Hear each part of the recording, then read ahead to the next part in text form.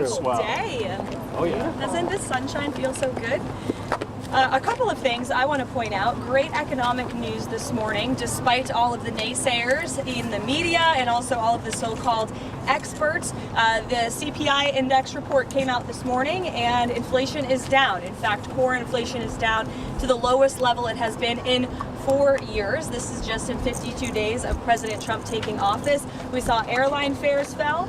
We saw the cost of gasoline is down as well. We also saw a $1 billion investment this morning from GE Aerospace. We saw Asahi, the Japanese beer company, announce that they're going to move manufacturing and investments to the great state of Wisconsin in response to President Trump's 25% tariffs on steel and aluminum, which you all know went into effect last night. So this is all good news for the American people, and it also shows that you can effectively utilize tariffs to bolster your industries here at home while driving down the cost of living for the American public through deregulation and through energy. And we know President Trump is intent on passing his big tax cuts later this year. We're calling on Congress to do it. We also had a big win on Capitol Hill last night. As I talked to you all in the briefing yesterday, the president strongly supported the continuing resolution. He continues to support the continuing resolution. Now the ball is in Senate Democrats' court.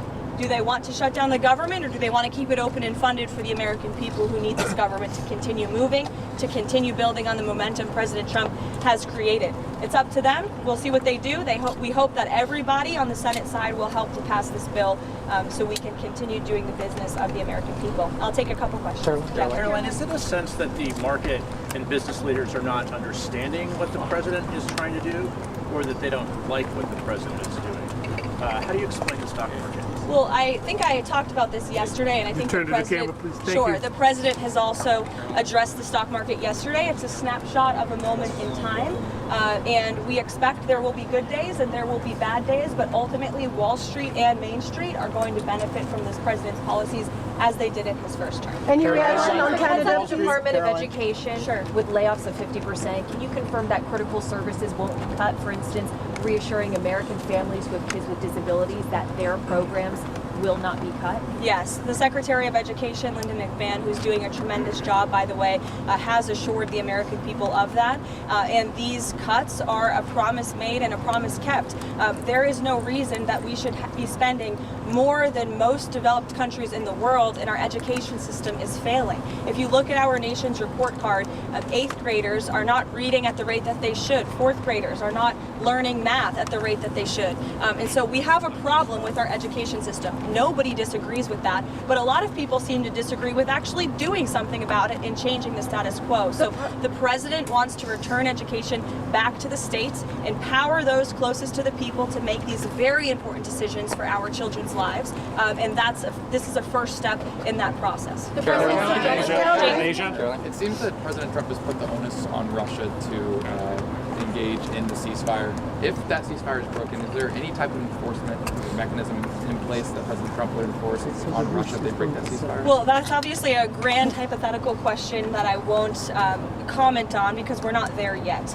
The current state of play is that the Ukrainians have agreed to a ceasefire. The Ukrainians have agreed to the peace plan that was put on the table yesterday in Saudi Arabia by the Secretary of State and our National Security Advisor, whom I just spoke with before coming out here, and he informed me that he has had a call today with his Russian counterpart, and the president's team continues to be engaged. As you all know, Mr. Witkoff is traveling to Moscow later this week, and we urge the Russians to sign on to this plan. This is the closest we have been to peace in this war. We are at the 10th yard line, and the president is expecting the Russians to help us run this into the end zone. Would President Trump call President Putin and encourage him to engage in the ceasefire? I don't have a readout on the president's calls, but as the president always does, if that call happens, he will let you guys know.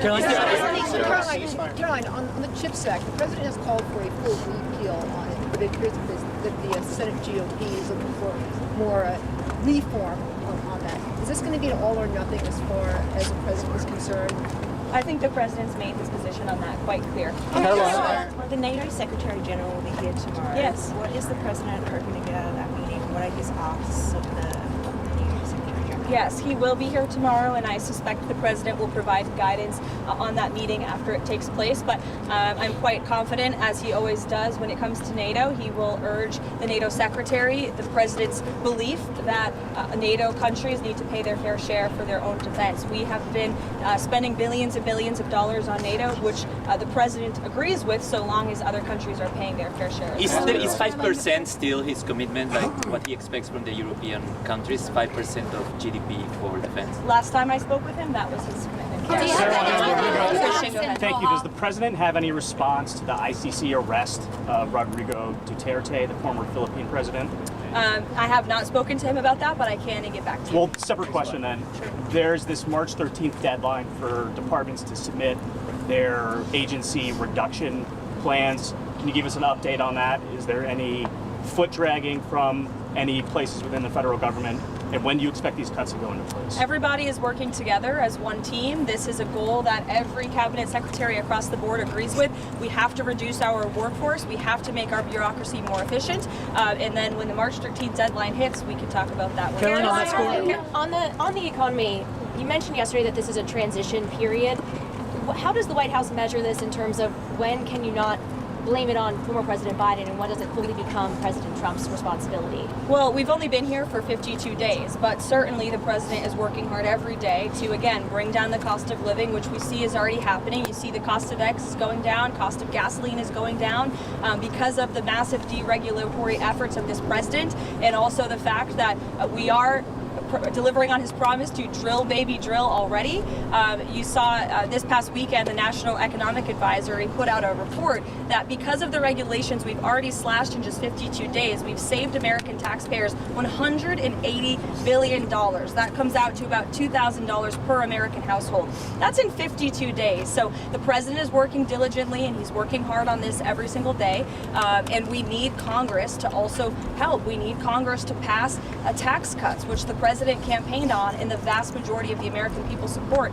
And as you all know, the president met with business leaders last night at the Business Roundtable, and he said to them in the room, you know, some of you may be Democrats, but that's fine, but we need to get Senate Democrats and House Democrats on board with this tax bill, because America, working America, supports tax cuts. The American people, CEOs, small business owners, and workers all want more money in their pockets, and we expect all people on Capitol Hill, Republican or Democrat, to get on board with that, because it's a wildly popular. Caroline, Thanks, guys. We'll see you later.